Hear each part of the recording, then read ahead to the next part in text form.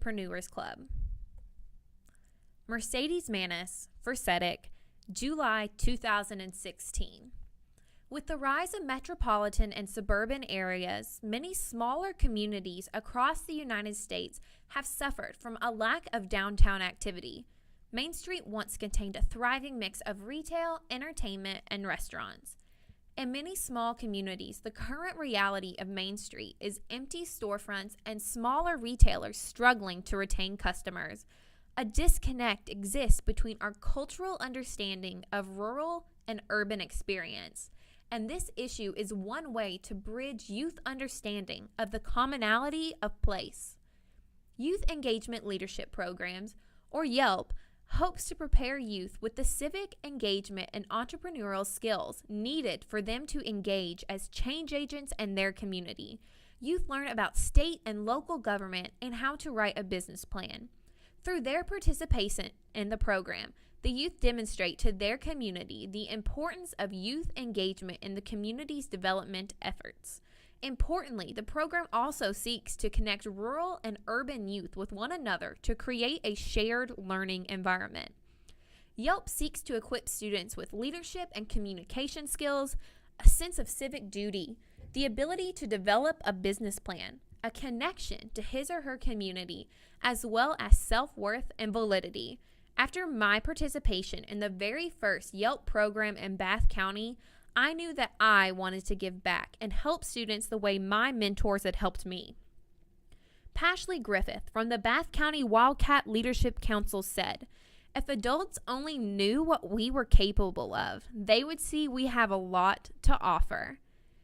After meeting with the executive director at the Plantery, we decided to create a month-long youth engagement leadership program for students in the area. The students would meet once a week over the course of the month of July. With each meeting, students would be presented with new opportunities, including meeting other youth in the community, traveling to Frankfurt, and presenting their business plan to the community. We called it the Neighborhood Entrepreneurs Club. Of course, in true extension fashion, we had to start off with some icebreakers. The Minute to Win It games were a real hit and surprisingly difficult. Tiara introduced an awesome activity where we all wrote down our biggest fear, and then we discussed what that fear said about us. It was really interesting to see how, even though they were young, the students had a deep understanding of what it means to live and to have an impact on their community. The boys were eager to earn their spot at the table.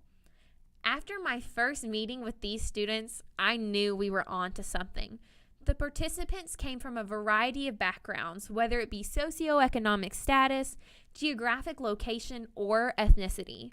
I found that the students knew more about their community than they expected. They knew how it functioned, who was in charge, and more importantly, they knew what needed to be done to fix it. The only problem was that they did not know how, or better yet, they couldn't be heard. I learned very quickly that a program I thought would show students the issues in their community had evolved into creating a space for youth voices. The students were creative and responsive, eager to answer our questions, and even more so to get into the nitty-gritty of what it takes to run a business. We moved on to a discussion of community, and the boys really took it from there. They brought up important topics such as the lack of jobs in their area, the importance of shopping local, and how economic revitalization could save their communities. The next step was to start developing a business plan, but not before they got the chance to be creative. Melissa Bond visited and led the students with a self-mapping activity to help them understand the decisions they make and the major influences over their lives. Then we took a little road trip to the Capitol. The students got to meet and interact with elected officials and learn that they too have the power to help make decisions that concern them. The students were asked, "Why is engagement important at my age?" July 27th will be a big day for the Neighborhood Entrepreneurs Club as they present their business plans to their friends and family at the Plantery.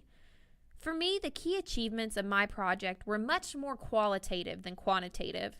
From every meeting, we learned more and more about each student, his background, how he was raised, and his interests. And from that, we began to see the awesome potential stored in each. When you invest time in someone, they begin to see that they are worthy. And for me, that was probably the best part about the Neighborhood Entrepreneurs Club. Watching these kids discover that they are important and integral to their communities. And from that big discovery, more and more skills began to reveal themselves, whether it be the ability to think outside the box or the capability to communicate the really great ideas that they have. When reflecting upon my time with the Neighborhood Entrepreneurs Club, I began to see that many of the skills that were learned and applied over the month of July are completely and totally applicable to the real world. From classroom management to making connections, collaborating with others, and social media promotion. All of these skills will help me become a better agent and an all-around better person.